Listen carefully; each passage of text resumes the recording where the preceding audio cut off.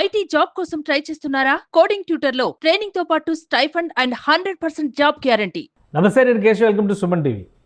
వరదలు, భారీ వర్షాలు రెండు జిల్లాలని అతలాకుతలం చేశాయి. రెండు తెలుగు రాష్ట్రాల్లో కూడా అలజడి వాతావరణం సృష్టించాయి. ముఖ్యంగా మున్నేరు పొంగి పొరిలినటువంటి తీరు ఖమ్మం జిల్లాని, ఖమ్మం పట్టణాన్ని భయాందోళనకి గురి చేసింది. అయితే ఖమ్మంలో రెస్క్యూ ఆపరేషన్స్ జరిగే సమయంలో కొన్ని సంఘటనలు ఆసక్తికరమైనటువంటి మలుపులో ఉన్నాయి. ఇప్పుడు ఖమ్మం పట్టణంలో తాజా పరిస్థితి ఏంటి, అక్కడ సహాయక చర్యలు ఏ విధంగా అందుతున్నాయి, ఈ అంశాలపైన సమాచారం తీసుకుందాం మనం. మా ప్రతినిధి విజయ్ అక్కడి నుంచి లైవ్లో జాయిన్ అవుతారు. విజయ్, ప్రస్తుత పరిస్థితి ఏంటి? వరద బీభత్సం తగ్గిన తర్వాత ఆయా ముంపు ప్రాంతాల వాతావరణం ఎలా ఉంది? ప్రజలు ఏ విధంగా ఉన్నారు? ఎస్ కేశవ్ గారు, ఇప్పుడిప్పుడే ఖమ్మం నగరంలో ఉన్నటువంటి ముంపు ప్రాంతాల్లో నివసించే వారందరూ కూడా ఇప్పుడిప్పుడే కోలుకుంటున్నారు. వరద బీభత్సం తర్వాత బయటకు వచ్చిన తర్వాత చాలా కాలనీల్లో ఉన్నటువంటి ముంపుకు గురైనటువంటి ఇళ్ళన్నీ కూడా బురదలో ఉండడంతో ఆ బురదనంతా శుభ్రం చేసుకొని సాధారణ జీవితంలోకి అందరూ కూడా బాధితులు వస్తున్నారు. మరోవైపు ప్రభుత్వం కూడా, అధికారులు కూడా ఎక్కడికక్కడ శానిటేషన్ మీద ఎక్కువగా కాన్సన్ట్రేషన్ చేశారు. సర్వే కూడా చేస్తున్నారు. ముంపుకు గురైనటువంటి ఇళ్లకు సంబంధించినటువంటి డేటాను సేకరిస్తున్నారు. తక్షణమే వారికి 10,000 రూపాయల ఆర్థిక సాయాన్ని అందించే విధంగా కూడా వారి అకౌంట్ నెంబర్స్, ఇతర డీటెయిల్స్ అన్నింటినీ కూడా ఫొటోస్తో సహా సేకరిస్తున్నారు. అయితే మరొక విషయం ఏంటంటే, ఖమ్మం వరదల అంటే మున్నేరు వాగు వల్ల వచ్చినటువంటి వరద ఉధృతిలో చాలామంది చిక్కుకుపోయారు. చిక్కుకున్నటువంటి వారందరూ కూడా ఎవరైతే ఎన్డీఆర్ఎఫ్ కావచ్చు, అదేవిధంగా ప్రభుత్వానికి సంబంధించినటువంటి సహాయక బృందాలు, వీరందరూ కూడా రెస్క్యూ చేసి కాపాడారు.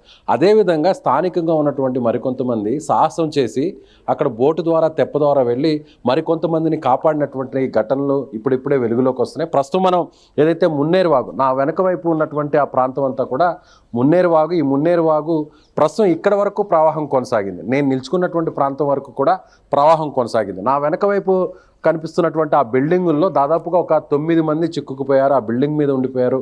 అయితే ఈ ప్రాంతంలో ప్రకాష్ నగర్ ప్రాంతానికి సంబంధించినటువంటి ఒక వ్యక్తి, ఎవరైతే నరసింహ అనేటువంటి వ్యక్తికి ఇక్కడ స్థానికంగా ఉన్నవారు సమాచారం ఇవ్వడం జరిగింది. గతంలో కూడా అతను ఏదైతే అలా వరదలో చిక్కుకున్న డెడ్ బాడీస్ని ఆయన ధైర్యం చేసి సాహసంతో బయటకు తీసుకొచ్చేవారు. సో ఆ ఎక్స్పీరియన్స్తో వారిని ఏమైనా కాపాడతారేమని స్థానికులందరూ రావడం జరిగింది.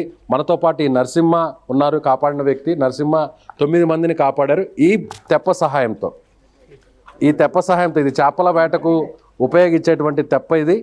ఈ తెప్ప సహాయంతో ఆయన 9 మందిని కూడా క్షేమంగా తీసుకొచ్చారు. సో కేశవ్ గారు, ఒకసారి ఎవరైతే సాహసం చేసి కాపాడిన వ్యక్తి నరసింహ ఉన్నారో ఆయనతో మాట్లాడదు. చెప్పండి, అసలు ఎలా జరిగింది, ఏం జరిగింది డీటెయిల్? నేను ఇంటి దగ్గర ఉన్నాను సార్. పడవ వచ్చింది, హెలికాప్టర్ వచ్చిందని ఎదురు చూశారు, కానీ ఏమీ రాలా. ఇంతకుముందు ఏట్లు ఎవరైనా చనిపోయినా ఎడం చిక్కున్న తీసేది. అయితే నరసింహ తప్ప ఎవరు తీయరని అందరు కలిసి నా కాడికి వచ్చారు. అన్న ఇటు దియ్యాలన్నారు. వచ్చి చూసినా, అమ్మ నా వల్ల కాదన్నారు. వాళ్ళ కాలమని బట్టి చిన్నపిల్ల తల్లి ఉందన్నారు. అనేసరికి అమ్మ ఎట్టని తీసుకొద్దామని తప్పేసుకొని పోయి సగానికి పోయి మళ్ళీ ఇంటికి వచ్చిన ధైర్యం చాలక. వీళ్ళు మరీ ఇబ్బంది పెట్టేసరికి సరే ధైర్యం చేసి మళ్ళీ వెళ్ళిపోయినా. పోయి ఇద్దరిని తీసుకొని, తల్లిని పిల్లని తీసుకొని వచ్చిన. తర్వాత మళ్ళీ తీసుకొస్తాను ఇంకా పోయి ఆ 9 మందిని, ఆ జాకెట్, నేను ఒక జాకెట్ వేసుకొని వాళ్ళకి ఒక జాకెట్ వేసి తేపంలో 9 మందిని దాటిచ్చిన. మీకు లైఫ్ జాకెట్స్ ఎవరు ఇచ్చారు? నా కాడ ఉన్నాయి సార్. నాకు మీ దగ్గర ఉన్నాయి? నా కాడ ఎప్పుడు జాకెట్ ఉంటాయి నా కాడ. ఎందుకని మీ దగ్గర ఎందుకు ఉంచుకుంటారు? గంగ వినాయకుల్ని వేసినప్పుడల్లా నాకు చెబుతుంటారు. వినాయకులు బొమ్మలు వేసినప్పుడల్లా అప్పుడు నాకు చెబుతుంటారు, దగ్గర ఉండి చూసుకున్నారు. ఎవరన్నా కొట్టపోయినా బొమ్మల కింద పడ్డా కానీ చూసుకోమని చెబుతుంటారు అనమాట.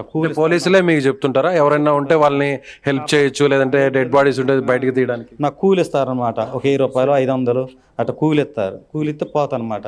పోయి ఒక 10 మంది పిల్లకాయలు తీసుకుని పోయి తీపిస్తుంటాను అనమాట. ఎప్పుడు దానికోసం ఎప్పుడు చేస్తారు కదా, నరసింహ తీస్తారని నా కాడికి వచ్చారు. వస్తే నేను పోయి వాళ్ళని కాపాడు అనమాట. 9 మందిని తీసుకొని ఒడ్డుకి చేసింది సార్. ఎవరిని తీసుకొచ్చారు? ఒకసారి కాపాడిన వ్యక్తులు ఎవరున్నారో ఒకసారి రండి అమ్మా, ముందుకు రండి. మీరు రండి. ఏంటమ్మా, మీరు ఎందుకు అక్కడ ఆ ఫ్లడ్లో, ఆ వరదలో ఉండిపోయారు? ఎందుకు అక్కడికి వెళ్ళారు? ఎందుకంటే సారు అది పెరగదనుకుని మేము అనుకున్నాం. సామాన్లన్నీ చదువుకుంటుంటే అలాగే ఒక్కసారి తెప్ప వచ్చింది. అంటే మీ ఇల్లు అక్కడ ఉంటుంది? మా ఇల్లు అది సొంతమే. అది తెప్ప పెరుక్కుంటూ వస్తుంది. మేము అసలు ఎటు వద్దామన్నా కానీ దారి దొరకట్లేదు. దారి దొరకపోతే మేము 11 గంటల నుంచి ఫోన్ చేస్తాను. 11 గంటల నుంచి 6 దాకా చేసినా కానీ ఎవరు రావట్లే. నైట్ 11 నుంచి మధ్యాహ్నం 11 నుంచి చేసినా కానీ ఎవరు రావట్లేదు. రాకపోతే ఏం చేసినా మా ఇంట్లో నుంచి మా తమ్ముళ్ళు వాళ్ళందరూ కలిసి నరసింహ అన్నయ్య ఒక ఆయన ఉండు, ఆయన తీసుకొస్తాడు, వాళ్ళ ఫ్యామిలీ మొత్తం చచ్చిపోతారు అని నా తమ్ముడు నేను అందరం ఏడుచుకుంటూ పోయి తీసుకొని వచ్చి అన్నయ్య వచ్చి మమ్మల్ని కాపాడాడు. నైట్ 9-12 దాకా కూడా ఎవరు మమ్మల్ని తిరిగి చూడట్లేదు. నా కొడుకు ఒక్కాడ, మేము ఒక్కాడ ఉన్నాం. వచ్చి మా అప్పుడు ఆ అన్నయ్య వచ్చి మమ్మల్ని కాపాడిండు. మమ్మల్ని తీసుకొచ్చిన వాళ్ళు ఎవరు లేరు, ఈ అన్నయ్య ఒక్కడే తీసుకొచ్చిండండి. ఇక వచ్చిందమ్మా చనిపోతాం ఇంకా బతకలేమోనని భయపడలేమని అసలు ఆ ఇల్లు మొత్తం ఇంత లోతులోనే ఉండే, మొత్తం మురిగిద్దే భయమైంది.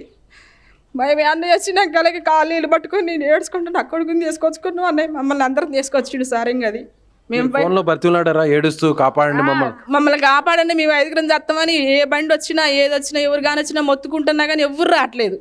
రాపడి మేము చచ్చిపోతాం అన్నయ్య, మా ప్రాణాలు అన్నీ ఉండాలని అన్నయ్య కాళ్ళ మీద పడి మేము తీసుకొచ్చుకున్నాం. మమ్మల్ని కాపాడిండి అన్నయ్య. మీతో పాటు ఎంతెంత వయసు వాళ్ళు ఉన్నారు మీతో పాటు మిగిలిన 8 మంది? మా అమ్మకు ఒక 60 సంవత్సరాలు ఉంటుంది, ఒక అమ్మాయికి 30 సంవత్సరాలు ఉంటుంది, చిన్న పాప 8 సంవత్సరాలు ఉంటుంది. మేము 5, ఒక ఆయన 40 ఉన్నాయి, ఒక ఆయనకి 25, నాకు 40. అది వాళ్ళ అన్నయ్య రాబట్టే మేము వచ్చిన, లేకపోతే మేము అన్నయ్య వెళ్ళే పోదు అందరం. ఒకవేళ ఈయన వచ్చి మిమ్మల్ని ఆ తెప్ప మీద తీసుకురాకుండా ఉంటే ఇంకా వరద పెరిగిపోయి ఉండేదా? వరద పెరిగిపోవడం ఏంది సార్, పక్కన ఇల్లు కూలిపోయింది, అసలే పక్కన ఇల్లు కూలిపోయింది. వాళ్ళ ఇంట్లో మనుషులు లేరు, మేము వాళ్ళేమన్నాం డాబా మీద 2 స్టేర్లు ఒకళ్ళు మేము ఒకళ్ళు ఏమన్నాం. ఎవరు గాని రాలే మాకు, అసలు మేము కొట్టుకొని పోతామని మాకు తాటగాడ కదలేదు సార్. అసలు 3 పిల్లలు, తండ్రి, వాళ్ళు 5, తల్లి 5 కూడా కొట్టకపోయేవాళ్ళం మేము. అప్పుడు పిల్లగాడు వచ్చి గుంజుకొని అవతల పడ్డాడు మా అల్లుడు గారు. అసలు మమ్మల్ని పట్టించుకుని నాదుడే లేడు. అప్పుడు ఆ అన్నయ్య వచ్చి రాబట్టి మాకు ధైర్యం వచ్చింది. తెప్ప మీద తెప్ప వస్తుంది, అల్లొస్తుంది. ఈ తెప్ప ఒక్క నిమిషం మనం చూపిద్దాము. అంటే జనరల్ గా ఈ తెప్ప మీద 9 మంది తీసుకురావచ్చు అండి. తెప్పలు తీసుకొచ్చింది సార్. 10 సార్లు 20 సార్లు తిరిగింది సార్ నేను తెప్పల్ని. అంటే ఈ తెప్పని జనరల్ గా దేనికి యూజ్ చేస్తారండి? చేపలకు యూజ్ చేస్తారండి. ఇది ఈ తెడ్డుతోనేనా? చేపలకే వాడతారు అన్నమాట దీన్ని. అయితే దీన్ని నా కాడ ఆయుధం ఏం లేదు, కూర్చోబెట్టి నేను ఇక్కడ కూర్చొని చిన్నగా అమ్మ మీరు ఎటు చూడొద్దు, భయపడొద్దు, నువ్వు నాకెళ్ళే చూస్తానండి. 9 మందిని ఎక్కడ కూర్చోబెట్టారు ఈ తెప్ప మీద? మీరు ఎక్కడ కూర్చున్నారు అమ్మా? మీరు చెప్పండి, మీరు ఎక్కడ కూర్చున్నారు? ఒకళ్ళని కూర్చొని ఒకసారి ఆడ కూర్చొని అన్నయ్య తాప ఒక 20 సార్లు తిరిగి 9 మంది చేసుకొచ్చింది అన్నమాట. 9 మంది ట్యాప్ ఒకసారి పోయి మనిషిని ఒకసారి తెచ్చిన. మరి అందరు ఎక్కారనుకో, 3 ఎక్కినా కానీ మునిగిపోద్ది. ముందు ఎవరిని తీసుకొచ్చారు? 9 మందిని ఒక్కొక్కరిని తల్లిని తీసుకొచ్చింది సార్. ఈజీ అంట అమ్మాయి పేరు. ఎవరిని తీసుకు మా చెల్లె విజయం తీసుకొచ్చిండు. విజయం తీసుకొచ్చినాక మా చెల్లె నేను, నా పేరు మరియమ్మ. ఆ పిల్ల తల్లి మేము వచ్చిన పిల్లల్ని ఎప్పుడు తీసుకొచ్చారు? తల్లిని తీసుకుని వచ్చేసిన అనమాట. నా కాడ జాకెట్ ఉంది, ఒకటి నేను వేసుకున్నా, ఒకటి అమ్మాయికి ఇచ్చిన. ఆ తల్లికి విజయ అమ్మాయికి ఇచ్చిన ఒక జాకెట్. ఇత అమ్మాయి జాకెట్ వేసుకుంది. చిన్న పాప నేను అతికించుకున్నా దగ్గరకి. నువ్వు నన్ను పట్టుకో అమ్మా, నేను తప్పేసుకుంటా పట్టుకున్నా, అతికించుకొని ఇది పట్టుకో మేము కాడికి ఒకలా టెన్షన్ పడి ఒకలా ఆ పిల్లని వదిలేసి దేవుని నీళ్ళని. నేనైతే ఆ అమ్మాయి కింద పడ్డా కానీ అమ్మాయి మునుగదు, జాకెట్ ఉంది కదా మునుగదు. తెప్ప పట్టుకో నువ్వు గట్టిగా, ఇంక పోతే 3 పోతాం, పోతేనే ఒడ్డెక్కితే 3 ఎక్కుతాం అమ్మా అని చెప్పిన. అది ముందు కూర్చోబెట్టుకుని ఈ పిల్లని నేను అతికించుకున్నా, గట్టి పట్టుకున్నానా అని ఇట్లా గట్టి పట్టించి కూర్చోబెట్టుకొని తల్లిని పిల్లని చిన్నగా ఒడ్డుకి తీసుకుని వచ్చిన. ఎక్కడ ఉంటే అక్కడ కంపలోకి వెళ్ళిపోయింది అనమాట దూరం. ఇప్పుడు ఇక్కడ నుంచి ఈ ఒడ్డుకి అక్కడ ప్రమాదంలో వాళ్ళు చిక్కుకున్నటువంటి ప్రాంతానికి ఎంత దూరం ఉంది?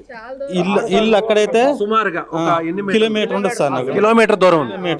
కిలోమీటర్ ఉండదు అనమాట. ఎక్కడ పడితే దగ్గర వాళ్ళకి ఇంటికాడి పోయింది, వాళ్ళ ఇంటి కంచి పడితే మళ్ళీ 1/2 కిలోమీటర్ కిందికి వెళ్ళిపోద్ది.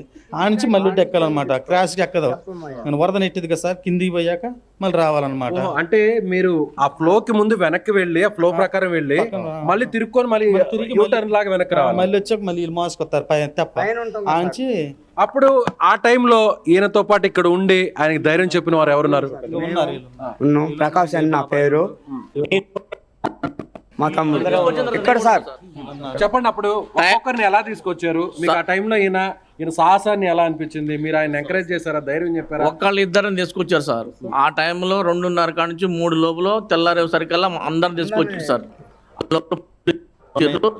పోలీసులు వచ్చి అడిగారు సార్, నీ పేరు ఏదంటే నా పేరు నరసింహ అన్నాడు సార్. నీకు ఇంత ధైర్యం ఎట్ట వచ్చిందంటే ఇక సార్ వాళ్ళు బద్దలు ఆడారు. ఇక నేను కూడా పోతే పైన ఉంటే ఉన్నాను. ఇక వాళ్ళ చిన్న పిల్లగాళ్ళ తల్లి ఇక నేను చేసేది ఏం లేదు, నేను కూడా పోయి కాపాడిన సార్ అన్నాడు.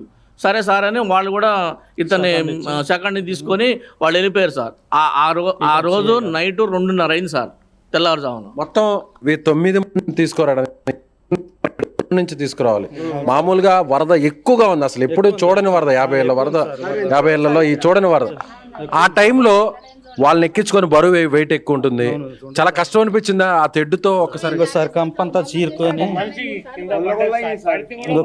ఇంకో ఇదంతా మొత్తం కంప చీరుకొని కంప లేచి ఉండేది సార్. ఆ కంప అంతా చీరుకొని మొత్తం లేచిపోయినాం సార్. ఇంకా ఇదంతా కంప ఎక్కర్లేదుగా సార్. ఇంక మొత్తం తోళ్ళ మొత్తం కంప సేమ్ ఇంతే ఉన్నాయి సార్. మొత్తం ఊళ్ళంతా కూడా నాది కంప చీల్చుకొని గడిపోయింది. ఆయన భయం ఉంది సార్, నా భయం లేకుండా ఎట్టుంది. నాకేమైనా వీళ్ళకేమైనా అయితే ఏమంటారు, ఈ చేతగానోడు ఎందుకు పోయిండు, అదే ఉంటే వాళ్ళ బిల్డింగ్ మీద ఉండేవాళ్ళు కదా, చేతగానోడు ఎందుకు పోయి తీసుకొచ్చిండు అంటారని వాళ్ళని ఎంతో జాగ్రత్తగా నిమ్మలం కదా తీసుకొని వచ్చిన. వాళ్ళ ధైర్యం చెప్పుకుంటా, ఏం కదమ్మా నేను తీసిపోతా, మిమ్మల్ని కాపాడతా, ఆ ధైర్యం నాకుందా, మీరు మెదలకుండా కూర్చోండి, అటు ఇటు తప్ప ఓపమాకండి అని ఆ ధైర్యంతో తీసుకొని వచ్చింది సార్. అట్లా రైట్. ఈ నరసింహని చూస్తుంటే ఈ ప్రాంతవాసులకి కాపాడిన మీకు ఏమనిపిస్తుందమ్మా? ఒక్కసారి చప్పట్లే ఉన్నా. దేవుడు అన్నయ్య మమ్మల్ని మా ప్రాణాలు కాపాడండి. మేము ఎప్పటికైనా మర్చిపోం సార్. మాకు చాలా సంతోషంగా ఉంది. నరసింహన్నకి చాలా ధైర్యం అండి, ఎవరినైనా కాపాడతాడు ఆయన. అలల మీద వెళ్ళి అందరినీ కాపాడతాడండి నరసింహన్న, చాలా గ్రేట్. మాది ఇక్కడే సార్, మా స్థానిక ఇక్కడే. ఆయన కాపాడుతాడు. మామూలుగా 3 సంవత్సరాలు, ఇప్పుడు 3వ సంవత్సరం ఏరొచ్చి మామూలుగా ఎప్పుడైనా ఆయన కాపాడుతాడు. మామూలుగా పోయినా వచ్చి అని నరసింహ దేవుడు సార్, వాళ్ళ పాలెడు దేవుడు, మా పాలెడు కూడా ఇంకెప్పుడు కూడా ఆయన ఎవరినైనా కాపాడుతాడండి. చివరగా ఇప్పటి వరకు మీరు ఇప్పుడు 9 మందిని కాపాడారు. గతంలో చాలా మంది డెడ్ బాడీస్ కూడా తీశారు. ఒక నిమిషం, నరసింహ ఫ్యామిలీ ఏంటి ఇలా సాహసాలు చేసేటప్పుడు ఆ ఫ్యామిలీలో ఉండేటువంటి ఆలోచన ఒక్కసారి మనిషిని కూడా తీసుకొచ్చాడు సార్.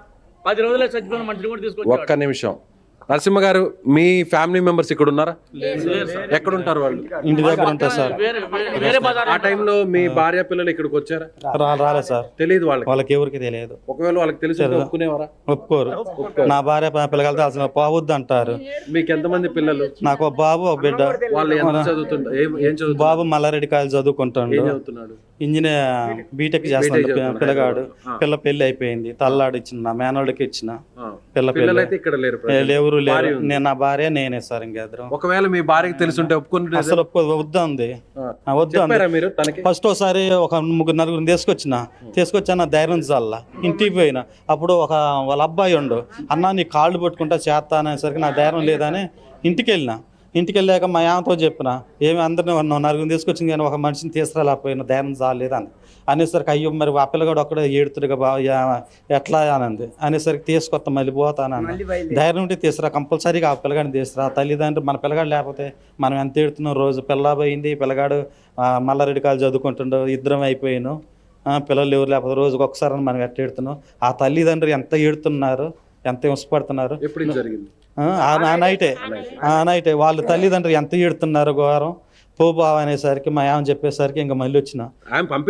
పంపించింది, ధైర్యం చేసి పంపించాక మా ఆమె మాట అనేసరికి తీసుకురావాలనేసరికి నాకు ఇంకా ఉత్సాహం వచ్చింది సార్. ఇంకా వచ్చిన ఏంపని వాళ్ళ నేను వచ్చరికి ఒక్కరి తల్లి తండ్రి ఇద్దరు కూర్చొని ఏడుతున్నారు. అమ్మ ఏం కాదమ్మా, తల్లిదండ్రి ఇద్దరు కూర్చొని ఏడుతున్నారు.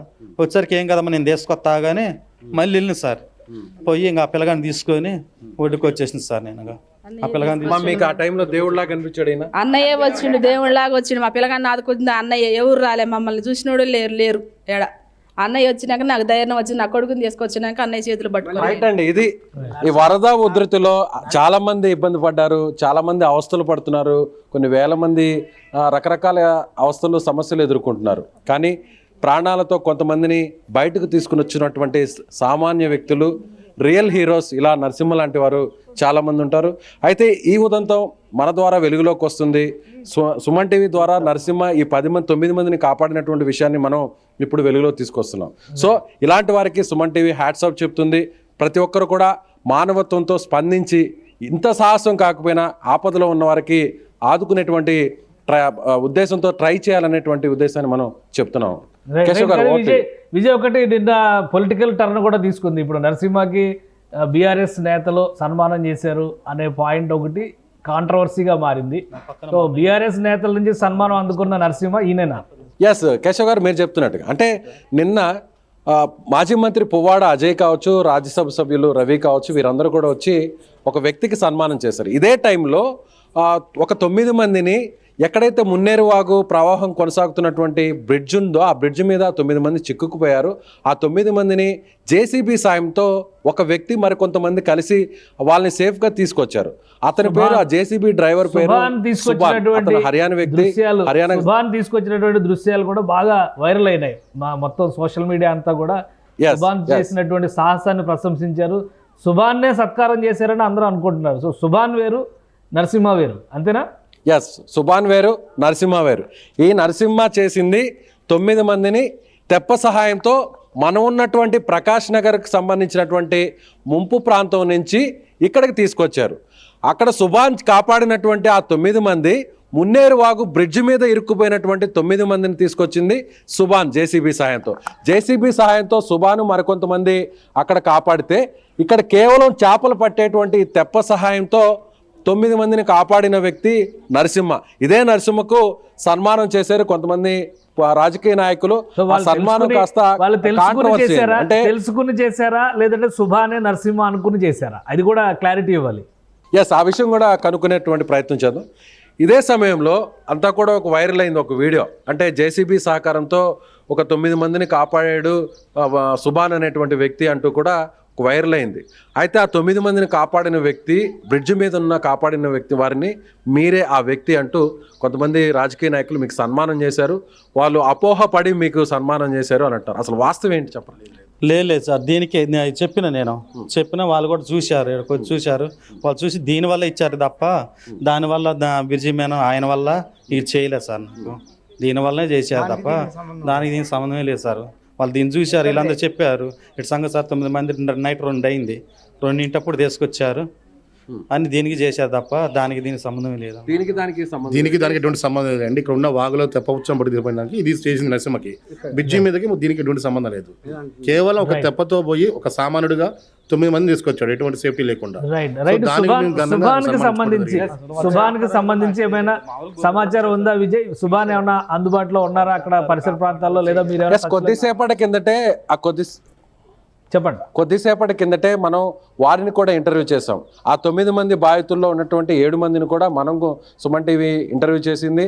అక్కడ సుభాన్ మినహాయించి మిగిలినటువంటి వారందరూ కూడా ఉన్నారు. సుభాన్ ఎందుకంటే వారి మహిళ, వారి వైఫ్కి, వారి భార్యకి అనారోగ్యంగా ఉండడంతో హర్యానాకు నిన్నే ఆయన తిరుగు ప్రయాణం అయ్యాడు. అతనికి తెలుగు భాష కూడా సక్రమంగా రానటువంటి విషయం. ఎవరైతే జేసీబీ ఓనర్ ఉన్నారో ఆయనతో మాట్లాడాం. అలాగే సుభాన్తో పాటు ధైర్యంగా ఆయనకి సపోర్టింగ్గా వెళ్ళినటువంటి మరో 4 వ్యక్తులు ఉన్నారో వారితో కూడా మాట్లాడాం. దానికి సంబంధించినటువంటి ఆ ఉదంతానికి సంబంధించి, ఆ ఘటనకు సంబంధించినటువంటి మొత్తం సమాచారాన్ని అంతా కూడా కళ్ళకు కట్టినట్టుగా వారు చెప్పడం జరిగింది. ఇప్పుడు ఈ ఘటనలో, ప్రకాష్ నగర్ ఘటనలో జరిగినటువంటి మొత్తం అక్కడ ఉన్నటువంటి సమాచారాన్ని, ఏం జరిగింది అనేటువంటి విషయాన్ని అంతా కూడా నరసింహ, బయటపడినటువంటి వ్యక్తి ఎవరైతే ఉన్నారో మరియమ్మ, ఆమె మరికొంతమంది బాధితులు వారందరూ కూడా బయటకు వెలుగులోకి తీసుకొస్తున్నటువంటి ఘటనగా మనం చెప్పవచ్చు. Right, thank you Vijay, updates ఇచ్చినందుకు.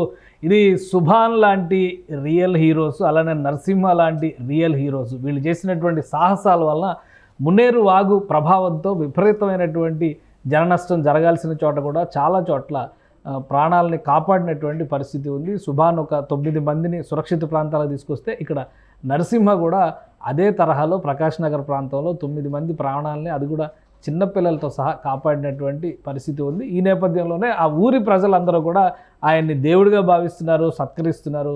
రాజకీయాలతో సంబంధం లేకుండా ప్రాణాలను కాపాడేటువంటి ప్రయత్నం చేసినటువంటి వీరందరినీ కూడా సుమన్ టీవీ అభినందిస్తుంది. ఇది స్పెషల్ డిస్కషన్. Keep watching.